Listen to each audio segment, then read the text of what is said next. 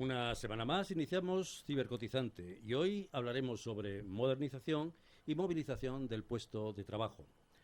Contamos para ello con Pilar González Blanco, que es subdirectora general de Comunicaciones y Puesto de Trabajo en el IAM, Informática del Ayuntamiento de Madrid. Buenas tardes y bienvenida, Pilar.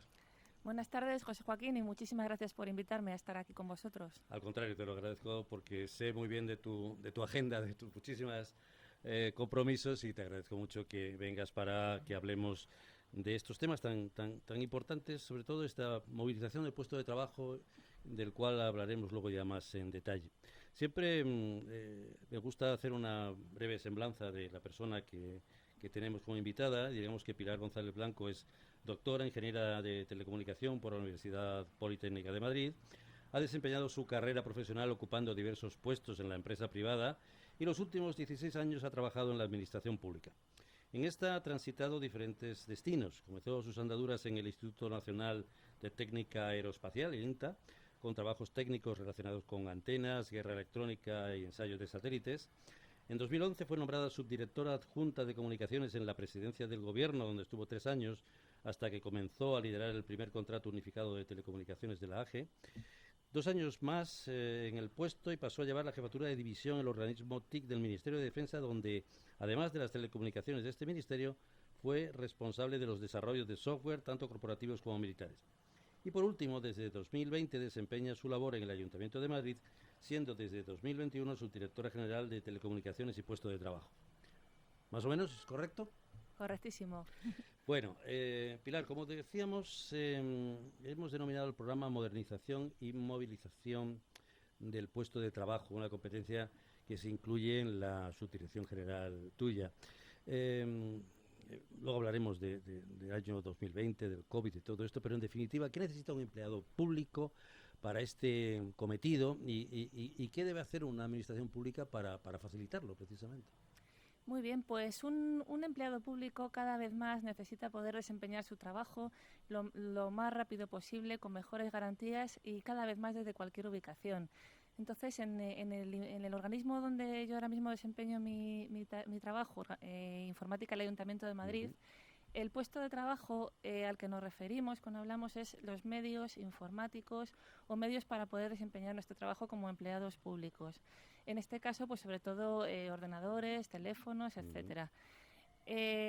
¿Cuál es la realidad hoy en día y por qué hablamos de modernización y movilización? Nosotros necesitamos siempre en la administración pública, esto también vale para las empresas privadas, pero en concreto la administración, necesitamos tener unos medios para realizar nuestro trabajo que nos den garantías. Es decir, no podemos disponer de dispositivos obsoletos porque esto lo que haría sería abrir la puerta pues a problemas de seguridad, Ciberataques, efectivamente. Sí, a sí, ciberataques, etcétera. Entonces, desde toda la vida, pero últimamente cada vez más, estamos haciendo un esfuerzo muy grande en las administraciones públicas para que nuestros empleados dispongan de medios modernos, que no estén obsoletos sobre todo, y que sean móviles para poder realizar su trabajo en cualquier sitio. Vamos a hablar del 2020, ese año en el que todos nos vimos con ese tsunami tan tremendo que fue el COVID-19 y el confinamiento. Y evidentemente es cuando es necesario, por razones de emergencia, el aplicar un protocolo de movilidad. ¿Qué fue lo más complicado en ese momento, Pilar? ¿Cuáles fueron, digamos, los puntos críticos que podíamos decir? Porque hoy trabajamos, mañana no, mañana tenemos que empezar la administración no se puede parar, pero tenemos que empezar a utilizar los medios de otra forma, desde los domicilios, en fin, cuéntanos un poco cómo fue ese momento. Bueno, pues sí, efectivamente, el 2020 nos pilló a todos con el pie cambiado. Es cierto que en el ayuntamiento habían sido visionarios porque en 2019 se empezó a trabajar en un contrato de modernización precisamente del puesto de trabajo, como hablábamos antes, y ya estábamos pensando en un futuro donde tal vez ciertos colectivos pudieran teletrabajar, donde se tendiera más hacia un ordenador portátil más que Una torre, claro, más que una torre de sobremesa, un PC de sobremesa. Claro. Entonces, cuando llega la pandemia en marzo, este contrato ya está Bueno, la contratación pública lleva siempre bastante tiempo. Como digo, se sacó en 2019 y en 2020 estábamos evaluando las ofertas que teníamos, pero empezaba el 1 de junio. Claro, llega marzo y era como, oye, COVID, retrásate por favor 3 meses que no. Y a veces hay que no has ordenadores llegado, en todo ¿no? el mundo, porque ya no solamente eran los que se demandaban aquí, en todas Claro, partes. efectivamente. Claro. Entonces, en este caso, la verdad es que el ayuntamiento tuvo una adaptación rapidísima, porque antes del confinamiento, y viendo que las cosas se ponían muy mal, que las empresas empezaban a cerrar plantas o edificios y que nosotros al final nos debemos a los ciudadanos de Madrid y que y si cerramos el ayuntamiento dejamos de dar unos servicios que son totalmente básicos. Sin ir más lejos, la policía municipal o los bomberos pues son del ayuntamiento, ¿no? Entonces se tomó una decisión que yo creo que fue muy acertada, que fue hacer un despliegue tecnológico a todos los PCs de sobremesa que había encima de las mesas en las oficinas de la VPN, que es la VPN, para que nos entendamos, es lo que te permite desde un ordenador conectado a Internet en tu casa conectarte a la red interna. Se desplegó en todos los ordenadores que estaban en las oficinas y se pidió a los empleados públicos que cogieran la torre y se la llevaban bajo el brazo por la puerta. Entonces, trabajaran donde pudieran, en su casa, ¿verdad? Sí, donde pudieran, lo conectaran se dotó antena de wifi al que se pudo, el que no, pues lo ponía al lado del router y ahí la verdad es que fue un ejemplo de servicio público de los empleados, porque es que desde el primer momento se estuvo dando servicio como si, entre comillas, como si no hubiera pasado nada. Obviamente las oficinas se cerraron, la atención al ciudadano pues no se pudo dar, pero los servicios no se paralizaron en ningún momento. Y bueno, y evidentemente en ese momento lo primero era garantizar esa seguridad, porque evitar esos ciberataques, porque bueno, conocemos algunas entidades muy importantes que fueron atacadas en esos días, la vulnerabilidad por el hecho de trabajar fuera de las dependencias y efectivamente, como decías muy bien, desde los domicilios, hubo que reforzar los protocolos al máximo, ¿no? Hablabas de VPNs que eran fundamentales para garantizar esa seguridad también, ¿no? Sí, así es. Nosotros en este caso, bueno, comentas que en ese momento hubo muchos ciberataques y es totalmente cierto, pero desde antes de ese momento y después cada vez más estamos expuestos a mayor número de ciberataques diarios. Así es. Entonces, en el ayuntamiento esto ha sido un tema que nos ha preocupado y ocupado al máximo. Y además, bueno, estamos llevando a cabo diversas iniciativas pues para evitar lo máximo posible cualquier tipo de ciberataques, que sobre todo que nos deje sin dar servicio a nuestros ciudadanos de Madrid, ¿no? Entonces, esto ha pasado por llevar a cabo varias estrategias. Una de ellas, que es muy bonita, se llama Madrid Multicloud, donde nosotros no dependemos solo de un CPD que esté en nuestras instalaciones, sino que muchos servicios lo que hacemos es ubicarlos en nubes externas y garantizar así pues una independencia y una total resiliencia ante posibles caídas temporales del servicio, ¿no? Eso por un lado. Luego, por otro lado, en el 2020, en el 2021, perdón, se creó el Centro de Ciberseguridad de Madrid, el CCMAD, que es un organismo también transversal que precisamente lo que hace es estar siempre vigilante para evitar cualquier tipo de ataque y reponerse en cualquier momento. Bueno, estamos hablando del teletrabajo o el trabajo a distancia, como decimos, que es un modelo que ya, digamos, se está estableciendo en la propia administración pública. Ya existen días en los cuales se teletrabaja y estamos dando paso a que podemos llamar esa modalidad híbrida en el cual se combina lo presencial con el teletrabajo. Y evidentemente habrá habido ese proceso de adaptación. Con un cambio cultural, un cambio importante en la cultura del trabajo, en la consolidación de equipos, etcétera. ¿Y qué formación complementaria se ha dado también para todo esto? ¿Se han dado normas? ¿Cómo habéis formado a los empleados para esta nueva modalidad híbrida, sobre todo en la nueva presencial, claro, en este caso? Bueno, pues precisamente este tema ha sido uno de los que hemos llevado con mayor orgullo, porque era un programa que estaba ya previsto, como digo, en el contrato que íbamos a sacar en 2020, que era el cambio cultural. Nosotros pasábamos de trabajar en un PC fijo, en un PC portátil, y en unas aplicaciones totalmente de escritorio a unas aplicaciones en la nube, sobre todo de cara a colaboración y a trabajo diario, pues basado en nuestro caso en la suite Office 365, con reuniones por Teams además de presenciales o en lugar de como fue en el 2020. Y donde en lugar de trabajar de forma tradicional, donde un empleado crea un documento, lo archiva o lo adjunta en un correo electrónico y lo envía, pues queríamos pasar a directamente pues trabajar colaborativamente, un pool, de alguna forma, donde sí, todo el mundo pudiera compartir la información, ¿no? compartir en tiempo real y Claro. trabajar en paralelo. Entonces eso, en el momento que lo pensamos, pues se vio que en cualquier administración pública y en concreto también el Ayuntamiento de Madrid, o va acompañado de una formación y un acompañamiento al empleado, Claro. o es muy complicado tener éxito, ¿no? Entonces, esto fue acompañado además de un apoyo total por parte de la organización.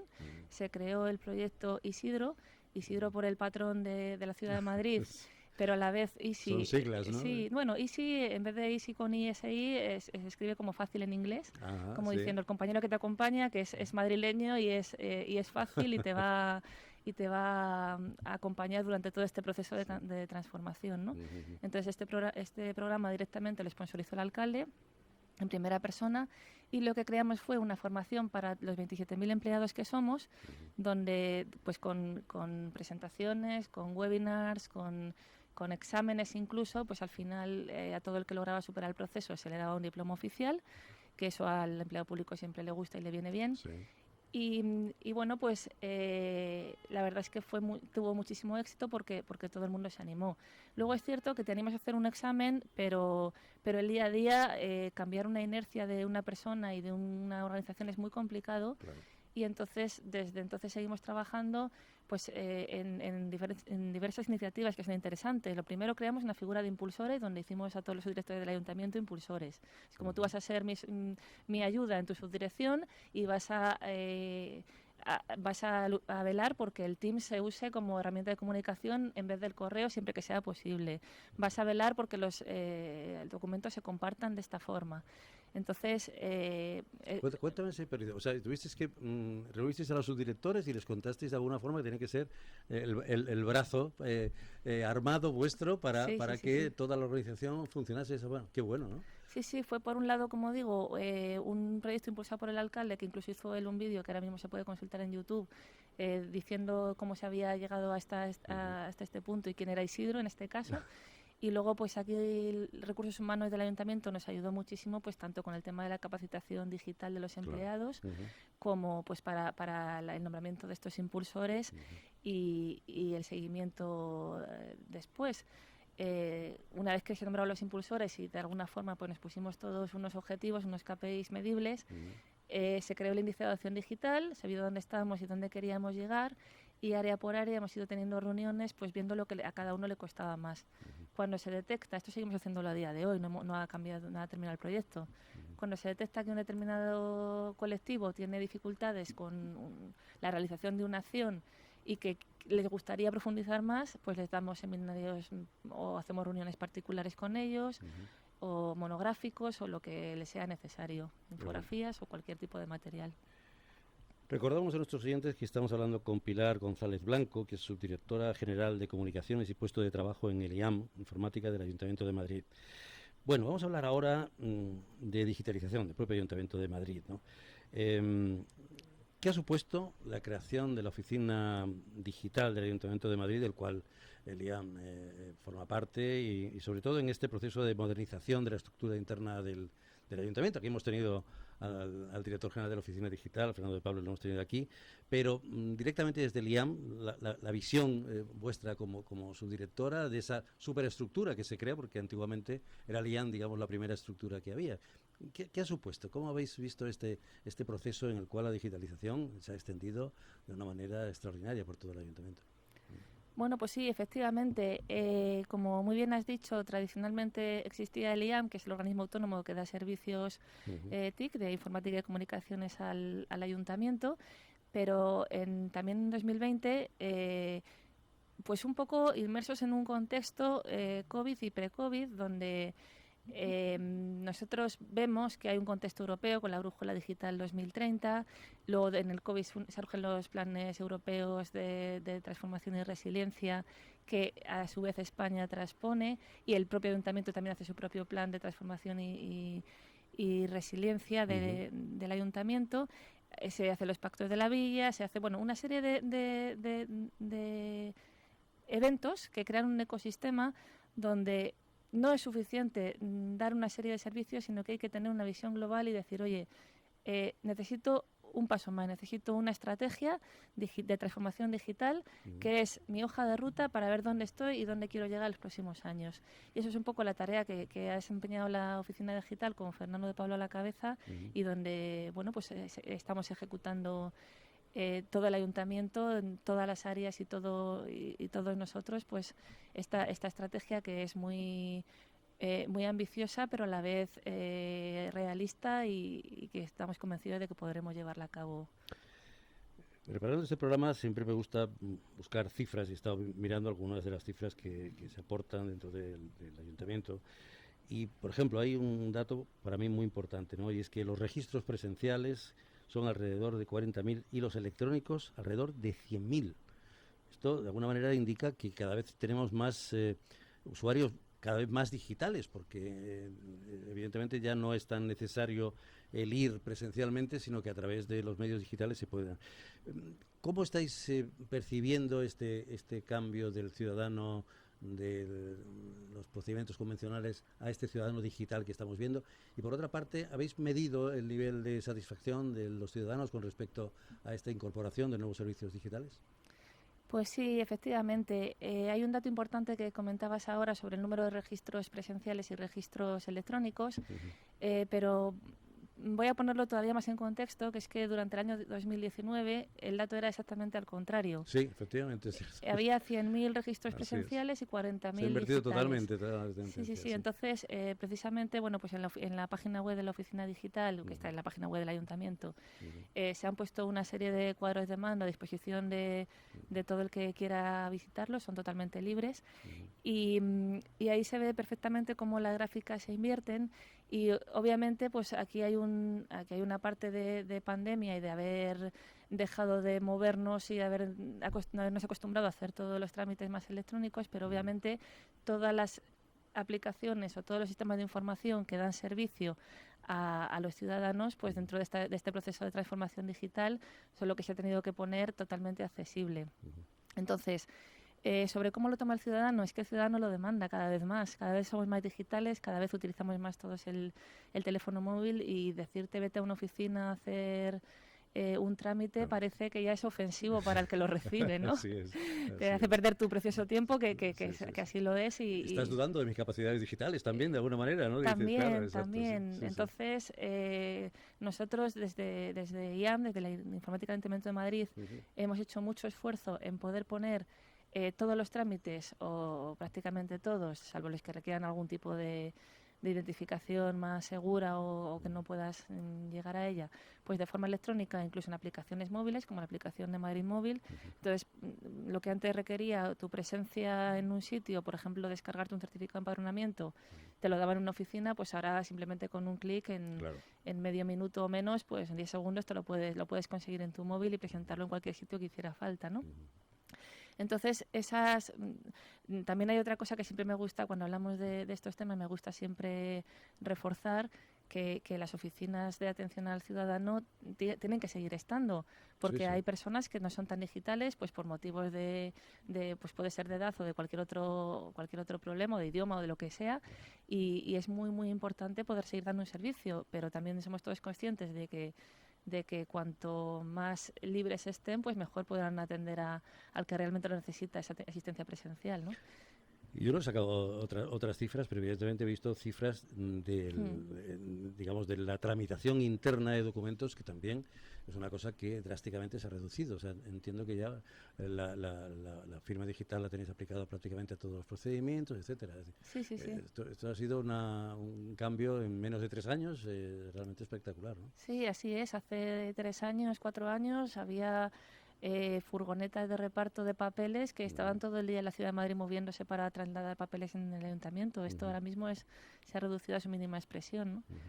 Entonces, bueno, pues creo que me preguntabas también que cómo lo recibe el ciudadano. Sí. Eso, nosotros tenemos medidores que también están publicados de la percepción, y nos da satisfacción ver que cada año ha ido aumentando este índice, esta nota que nos ponen los ciudadanos, y en cuanto a percepción de los servicios digitales, pues ya estamos en el sobresaliente prácticamente, así que en ese sentido estamos muy orgullosos, pero siempre pensando en seguir mejorando, ¿no? En apalancarnos. Sin duda.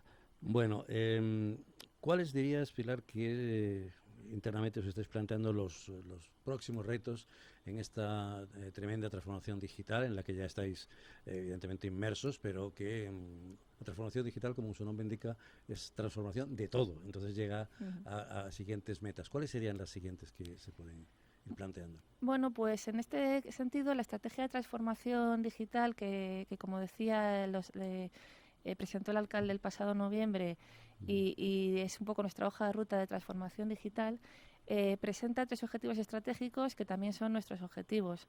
Y estos son, el primero, los servicios digitales para las personas. Está relacionado con lo que hablábamos justo hace un momento, de cómo hacer que nuestros servicios sean más digitales, sobre todo para facilitar la vida de los demás, no por ser digitales en sí. Entonces, bueno, ese sería el primer objetivo estratégico.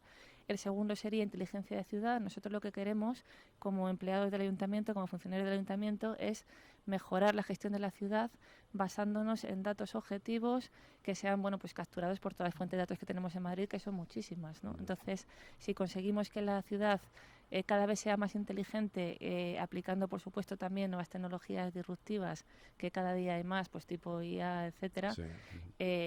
Bueno, IA, IoT, 5G, bueno, todo lo que estamos, lo nuevo, que ya no es tan nuevo, pero que estamos nosotros incorporándolo en nuestras hojas de ruta para poder hacer esta gestión cada vez mejor y cada vez con mayor conocimiento de todo lo que hay, ¿no?